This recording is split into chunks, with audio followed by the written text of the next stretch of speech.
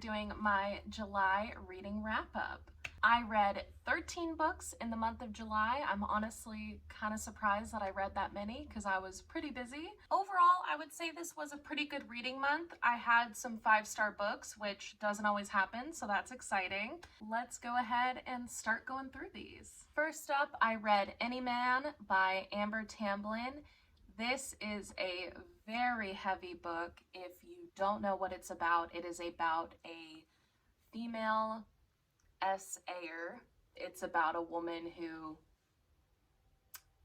does that to men, and it's very graphic and hard to read, but also a really good, important book. I definitely think you need to check trigger warnings before checking this one out. Obviously, there's a lot of trigger warnings in this. I gave it 4 out of 5 stars. I thought it was a very strong book overall. I don't know, maybe this is a hot take, but I just didn't feel like the story was 100% developed. I felt like it would have been stronger as a longer novel. I understand why it is as short as it is because Amber Tamblyn, well, first of all, she's primarily an actress, but in more recent years, she has been a poet. And so this is her first full-length novel. And even then, it's verging on novella. It's pretty short. It's written very poetically.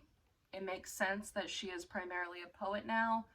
This is very beautifully written. I don't know, I almost felt like I was wanting more, especially by the ending, but at the same time I understand why the ending was the way it was because it's kind of left a little ambiguous, but I think that makes sense. I don't know, this review is kind of all over the place, but I gave it 4 stars. I think it would have been stronger if it was a little bit more developed and a little bit longer. Then for Summerween, I read this chunk of books. I read all of these in a week somehow, along with Horror Store by Grady Hendrix.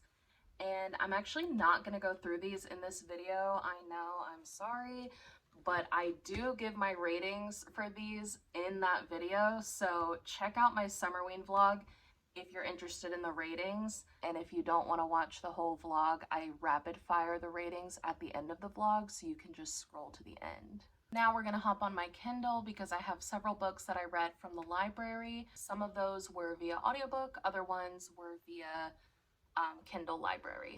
I try to read either a nonfiction or a classic each month. I'll kind of go between the two.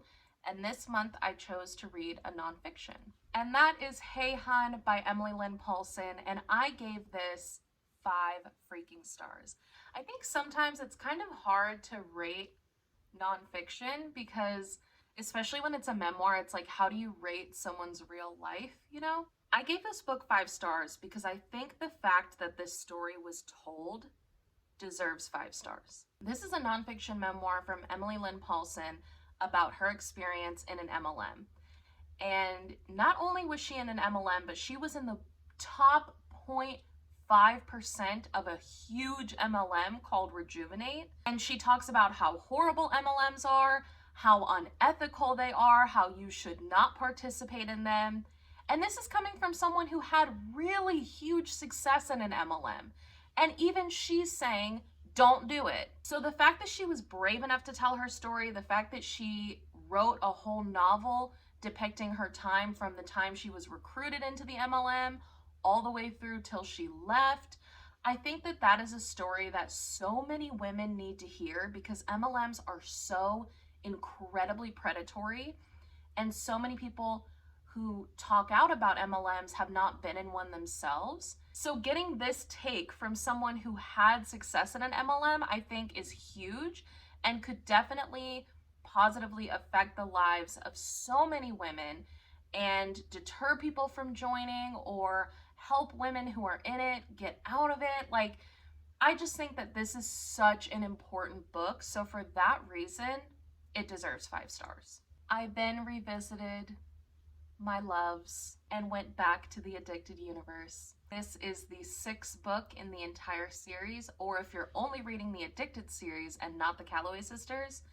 this would be the 4th book. I am reading the Addicted series and the Calloway series. I started reading it this year and I'm on the 6th book, so clearly I'm enjoying it. I gave this 5 stars. Does it deserve 5 stars? Who's to say? But I freaking love it. I love these characters. I feel like they are real. They are real to me. Peep the sticker, by the way. I don't care what anybody else says. They are real to me, okay? I'm obsessed. I am addicted to the Addicted series. I'm addicted to the Calloway sisters. I do not care. This month, literally like a week ago, my library got all of the books on Kindle. So you already know I'm going to be back in this series next month, but for now, I'm loving it. I'm loving it. And I already know I'm going to give the rest of the books 5 stars. Whether or not they deserve it, I don't really care. They're 5 stars to me. Next up, I have a very hot take, and I'm very nervous to talk about it. If you watched my July TBR, you know that I said that I was going to do a reading vlog about a certain very, very popular fantasy book. I attempted to film that, but I didn't, because this book I didn't have any thoughts, because I thought it was just very, very, very mid. Yeah. I can already feel the subscribers leaving. I'm so sorry. I'm so sorry. I gave this 3 stars. It was just okay. I'm so sorry. I know, I'm canceled. I'm sorry.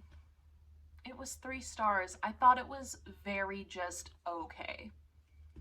That's really all I can say. It was fine. It was fine. It is a Beauty and the Beast retelling, which I knew, but then forgot about. And then when I was reading the story again, I was like, huh, this is literally just a Beauty and the Beast retelling.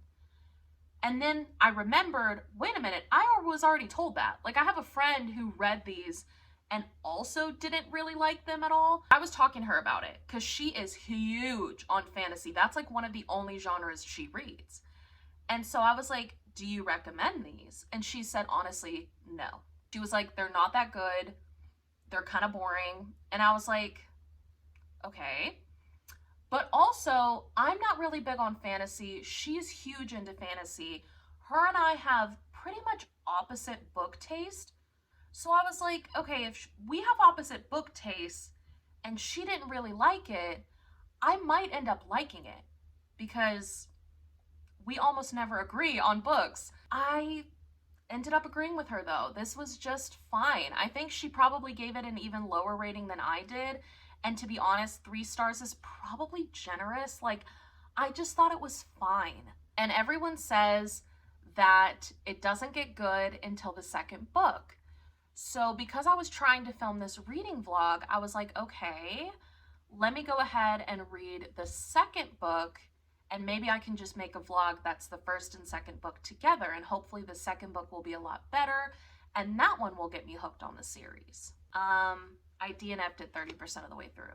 It was also just fine. Like, I don't know. I didn't connect with either one of the books. I thought that the chemistry between all of the characters was really just not great. Even Rhys, who people love Rhysand, and I just thought he was okay. Like, even when they started creating a chemistry between Feyre and Rhys, I was like, I'm just not really feeling it. I never felt it with Tamlin. This is no hate. Like, if you like ACOTAR, this is a judgment-free zone, okay? And I'm hoping that you all can give me that same grace, because I don't judge anybody for the books that they like, so hopefully y'all can give me that same grace. I just really didn't vibe with it. I am going to try Throne of Glass at some point. I don't know when, but at some point I will attempt that series, because I've heard that the main character in that series is a really strong, powerful, capable woman, and that's what I want to read about. I did not find Feyre to be that at all, so I'm hoping that Throne of Glass can kind of give me that. To be honest with you, I found Feyre insufferable. I thought she was so annoying. Oh my gosh, I'm so sorry, y'all. Speaking of books that I DNF'd, I also DNF'd A Good Girl's Guide to Murder. but that's a little bit of a different situation. I didn't DNF it because I didn't like it. I DNF'd it because at the time that I was reading it, I was having a lot of concentration issues. I think my anxiety was just heightened. I stopped listening to audiobooks for a while and was only listening to YouTube videos. And then by the time I was ready to revisit it, my hold at the library was almost up. And I really want to listen to it on audiobook. I don't necessarily want to read it like physically. The audiobook is a full cast narration. There's phone calls, there's video recordings that all sound like actual tape recordings, actual phone calls. There's sound effects. Like, I want to listen to the audiobook because it just sounds like a full-fledged experience. But the hold at my library is so long, and I unfortunately kind of goofed this month. So I don't know when I'll get back to it, but I did lightly DNF that book. I'll probably end up reading it at some point next year maybe, or later in the year. I don't know. Next up on my list, I read The Hawthorne Legacy.